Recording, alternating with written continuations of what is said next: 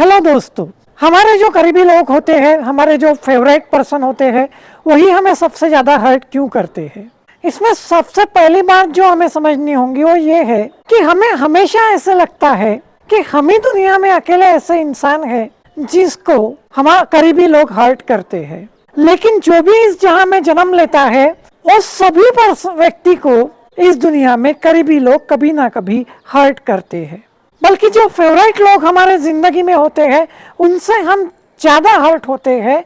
उसका रीज़न ये है कि हम उनसे सबसे ज़्यादा उम्मीद भी लगाते हैं, और जब जिन पे हम भरोसा करते हैं उन लोगों की वजह से हम हर्ट हो जाते हैं तो हमें ज़्यादा बुरा लगता है और हम ज़्यादा हर्ट होते हैं। अब इसमें हमारी एक बात ये होती है, जो एक बेसिक रीज़न ये है कि हम ये सोचते हैं कि जो हमारे करीबी लोग हैं, जो हमारे फेवरेट लोग हैं, उन्होंने कभी हमें हर्ट करना ही नहीं होना।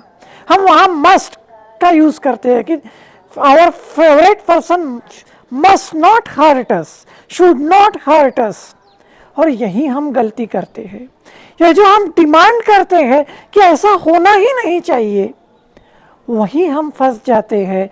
हमको ये बात स्वीकारनी होगी कि चाहे हमारे लोग कितने भी करीबी हो, कितने भी फेवरेट हो, लेकिन वो इंसान होते हैं, वो कभी गलत हो सकते हैं और उनके वजह से हम हर्ट हो सकते हैं। जब हम इस बात को एक्सेप्ट कर लेते हैं तो हमारा जो दुख होता है वो कम हो जाता है, हमारा जो हर्ट होता है वो कम हो जाता है, नहीं तो हम हर्ट होते ही चले जाते हैं। तो ये बात पहली है। दूसरी बात ये है कि जब हम डिमांड करने लगते हैं कि मुझे करीबी लोगों ने हर्ट करना ही नहीं चाहिए, तब क्या होता है? तब ये होता है दोस्तों कि हम प्रॉब्लम का पार्ट बन जाते हैं और सॉल्यूशन नहीं ढूंढ पाते। और सॉल्यूशन क्यों नहीं ढूंढ पाते? क्योंकि हम प्रॉब्लम का पार्ट रहने की चॉइस करते हैं। We choose to remain part of problem, क्योंकि उसने ऐसा बिहेव किया, उसने ऐसा बिहेव किया, ऐसा ही जब हम सोचते रहते हैं तो क्या होता है, तो वो जो बात होती है वो दिमाग में प्रोग्राम होती चली जाती है। लेकिन हम हमारी एनर्जी, उसने तो हर्ट कर दिया, अब मुझे उसके ऊपर क्या रिस्पॉन्स देना चाहिए, इसके ऊपर लगाते ही नहीं है। हमारे रिस्पॉन्स के ऊपर हम फोकस करते ही नहीं है, और हमारा जो सारा फोकस होता है वो सामने वाले के बिहेवियर पे हो जाता है, और यही हम गलती कर बैठते हैं और हम ज़्यादा हर्ट होते रहते हैं। उसने वैसा बिहेव कर दिया जिसके वजह से हम हर्ट हो गए, तो उसके बाद हमारा काम क्या है? उसके बाद हमारा काम है खुद के बिहेवियर पे फोकस करना, खुद के रिस्पॉन्स पे फोकस करना। हमें उसके ऊपर क्या एक्शन लेना है, क्या रिस्पॉन्स करना है, इस बात के ऊपर फोकस करना, और यही हमें करना चाहिए।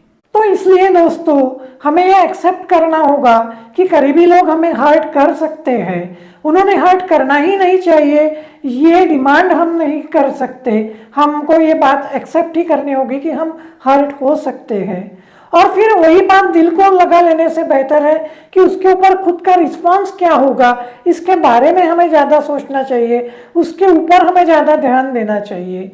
और तीसरी बात यह है दोस्तों कि हमारा विजन क्लियर होना चाहिए कि हमें जाना कहाँ है, ताकि हम जल्दी से इस बात से उबर जाएंगे और आगे बढ़ जाएंगे। मैं एक सिंपल एग्जांपल देता हूँ कि अगर कल आपका एग्ज़ाम है और आज आके कोई अगर आपको गालियाँ देगा तो आप क्या करोगे? आपको बुरा तो लगेगा, लेकिन आप उसमें से जल्दी संभल जाओगे। क्यों? क्योंकि आपको पता है कि आपका बहुत इम्पोर्टेंट टास्क जो है वो कल आने वाला है, वो है एग्ज़ाम, और आप उसकी तैयारी में जुट जाएंगे।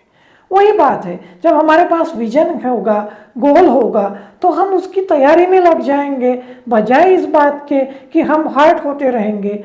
सामने वाला एक बार एक्शन करके हमें हर्ट करता है, लेकिन जब हम बार बार उसको दोहराते रहते हैं तब हम और खुद को हर्ट करते रहते हैं। और जब हमारे पास विजन होता है, हम उसके तरफ एक्शन लेते हैं, तो हमारा सेल्फ स्टीम बहुत अच्छा होता है, और जब हमारा सेल्फ स्टीम बहुत अच्छा होता है तो हम कम हर्ट होते हैं, या हर्ट होते भी हैं तो उससे जल्दी उबर जाते हैं, ऊपर उठ जाते हैं और उस प्रॉब्लम को सॉल्व कर लेते हैं। तो इस बात को हमें समझना होगा और आगे बढ़ते रहना होगा। फिलहाल हम यही रुकते हैं। धन्यवाद।